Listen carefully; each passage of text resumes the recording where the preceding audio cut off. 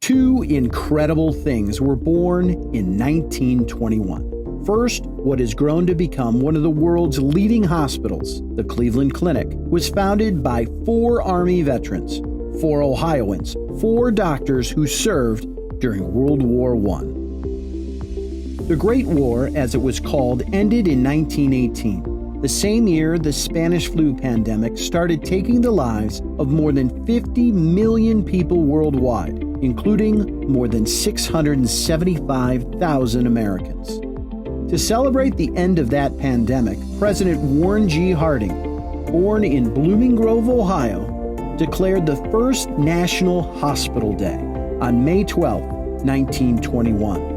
Harding picked May 12, Florence Nightingale's birthday, to honor the famed nurse who set the standard for hospital quality during the Crimean War of 1854.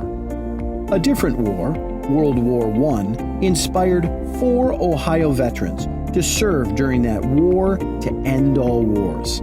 It all started with Dr. George Crile, a Spanish-American war veteran who went to Paris in 1915 with his cousin, Dr. William Lauer, who served with the 9th U.S. Cavalry in the Philippines, the Buffalo Soldiers. Along with a group of colleagues, they used their previous military medical experience to work at the American Ambulance Hospital. Upon returning to Cleveland later that year, Dr. Crile approached the Red Cross with the idea of taking a team of civilian medical personnel to the front lines overseas. The result was the Lakeside Unit. It left Cleveland on May 6, 1917, with 26 physicians, including Dr. Crile and Dr. Lauer. Their associate, Dr. Frank Bunce, another veteran of the Spanish-American War, would eventually join the 64 nurses, enlisted soldiers, and even a few civilians in Rouen, France, where they would staff U.S. Army Base Hospital No. 4. It saw nearly 83,000 injured soldiers during the war. These 3 physicians took the lessons of teamwork, organization, and trauma treatment that they learned on the battlefields of Europe and applied them to a new kind of hospital they were founding together in Cleveland, Ohio. Realizing they needed an internist in their ranks, they recruited prominent local physician Dr. John Phillips for the ambitious new clinic that they had first conceived in the forest of France. Less than 2 years later, on February 26, 1921, their dream would become a reality, the Cleveland Clinic.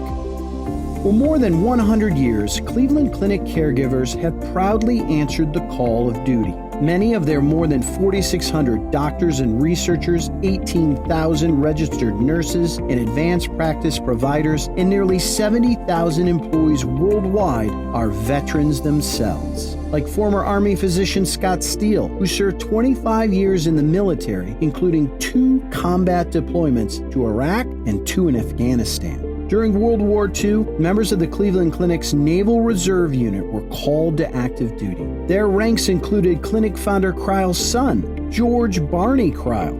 Led by Lieutenant Commander James Garner, they established Mobile Hospital No. 4, a first-of-its-kind facility in the South Pacific that would treat more than 7,000 wounded American soldiers during the battles for Guadalcanal. Innovation has always been a mission of the Cleveland Clinic. Founder Crile's pneumonic rubber suit, originally designed to regulate blood pressure during surgery, was adapted by the military to prevent fighter pilots from blacking out when subjected to the high G-forces of today's modern aircraft. More than 100 years after being founded by 4 Ohio veterans, the Cleveland Clinic has grown to be Ohio's largest employer.